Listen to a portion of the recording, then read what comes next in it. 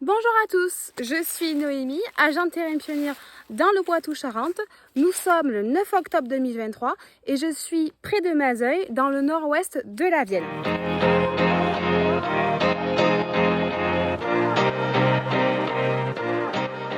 L'objectif de cette vidéo, c'est de vous montrer quelle est l'évolution d'un pied de maïs que l'on caractérise comme étant un petit pied. Les petits pieds sont définis comme étant les pieds de maïs qui ont un retard dans leur développement dès le début du cycle. En moyenne, on regarde le développement au stade 8 feuilles. Ces petits pieds, ils ont été matérialisés par des rubans de couleurs différentes, comme ceci, à la fin du mois de mai dernier.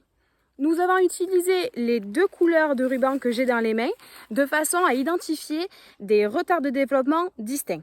Les rubans blancs ont été utilisés pour les pieds de maïs qui avaient un retard de 2 feuilles par rapport à la majorité des pieds, c'est-à-dire donc des plants qui avaient 6 feuilles déployées.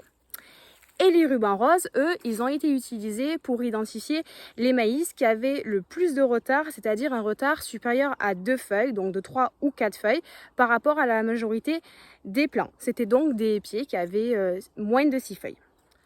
Aujourd'hui, on va donc regarder l'évolution de ces pieds de maïs en faisant un focus sur leurs épis et en les comparant aux autres pieds de maïs qui n'avaient pas de retard à la fin du mois de mai dernier.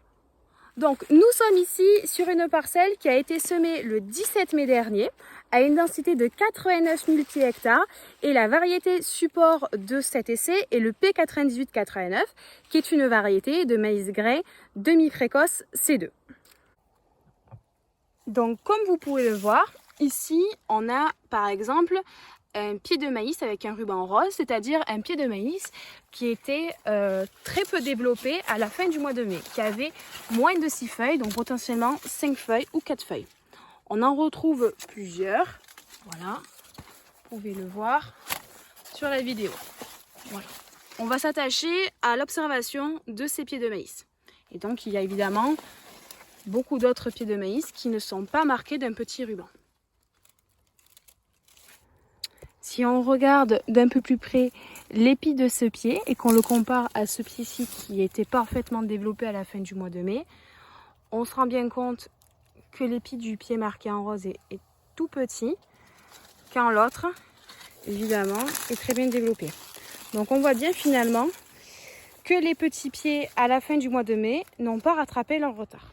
Ici, on a les 3 pieds de maïs avec des développements différents sur la fin du mois de mai. Donc du moins développé à celui qui était normalement développé, donc au stade 8 feuilles à la fin du mois de mai. Et on va donc regarder un petit peu les épis. Donc ce qu'on peut voir, c'est que le premier épi là, pour le maïs le moins développé avec le petit ruban rose, il est très petit.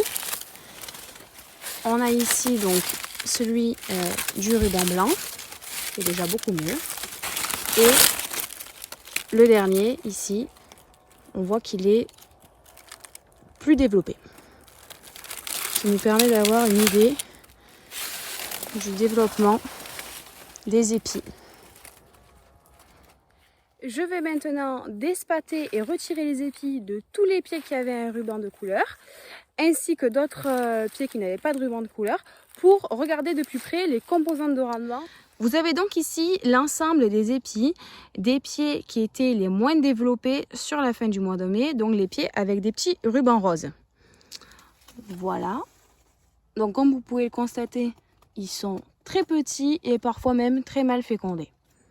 Donc en haut, dans les cases sous les numéros, vous avez leurs composantes de rendement respectives, à savoir le premier chiffre qui correspond au nombre de rangs multiplié par le nombre de grains par rang.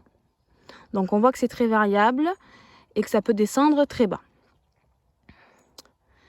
Ici, vous avez la moyenne des composantes de rendement. Pareil, le premier chiffre qui correspond au nombre de rangs multiplié par le nombre de grains par rang. Et on voit qu'on est donc sur une moyenne de 11 rangs multiplié par 15 grains par rang, ce qui fait 165 grains en moyenne par épi. Donc c'est très faible. Si on regarde maintenant les autres épis, Donc ici, là, sur les 5 premiers, vous avez les 5 épis qui ont été retirés des pieds avec des rubans blancs. Donc ceux qui étaient moins développés, mais tout de même plus développés que les pieds avec les rubans roses. Et ici, complètement à droite, vous avez 5 épis qui étaient présents sur des pieds qui n'étaient pas marqués par des petits rubans et qui étaient donc parfaitement développés correctement sur la fin du mois de mai. De la même manière, on retrouve dans les cases les composantes de rendement respectives. Donc on voit qu'on est beaucoup plus élevé que précédemment. Et les 5 derniers ont des composantes de rendement bien plus élevées même que les épis des rubans blancs. En moyenne, pour les épis des rubans blancs, on est sur 14,8 rangs par grain en moyenne, multiplié par un peu plus de 29 grains par an, ce qui fait un total de 432 grains en moyenne par épi. Pour les témoins, on est bien plus élevé puisqu'on est sur une moyenne de 16,4 rangs, multiplié par 37,6 grains par an, ce qui fait un total de 616 grains par épi pour les pieds qui étaient parfaitement développés sur la fin du mois de mai. On voit donc bien des très grosses différences de développement des épis en fonction du stade de développement de la plante sur la fin du mois de mai.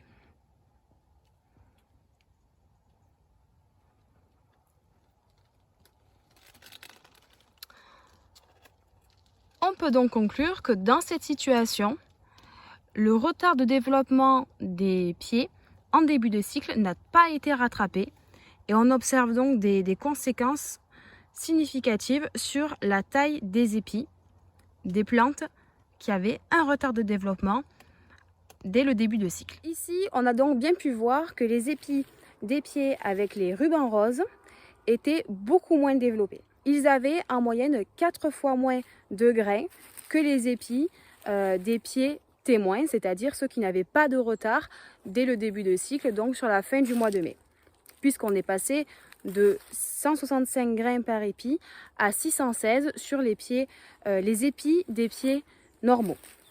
Ces observations, elles nous démontrent très bien l'importance de la qualité d'implantation et en particulier de la dynamique de levée.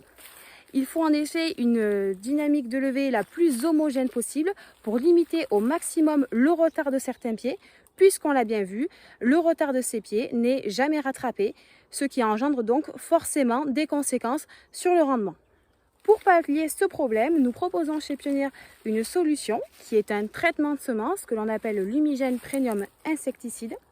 Et cette solution, elle regroupe à la fois une qualité de semence optimale, une protection contre les attaques précoces de topin via un insecticide, mais également un biofertilisant ainsi qu'un pack fongicide renforcé. L'ensemble des composantes de cette solution permet notamment de réduire de 40% le nombre de petits pieds par rapport à un traitement de semences standard. Pour information, j'ai moi-même fait le comptage du pourcentage de petits pieds sur cet essai, puisqu'ici nous avons à la fois du P9889 en lumigène standard et du P9889 en lumigène premium insecticide. Et donc sur la fin du mois de mai, j'ai pu comptabiliser 32% de petits pieds sur la modalité lumigène standard et seulement 13,7% sur la modalité lumigène premium insecticide. On a donc bien ici aussi réduit significativement le pourcentage de petits pieds grâce à la solution Lumigène Premium Insecticide. Voilà, c'est tout pour aujourd'hui, j'en ai fini. J'espère que ce sujet vous a intéressé. N'hésitez pas à échanger en commentaire sur ce sujet.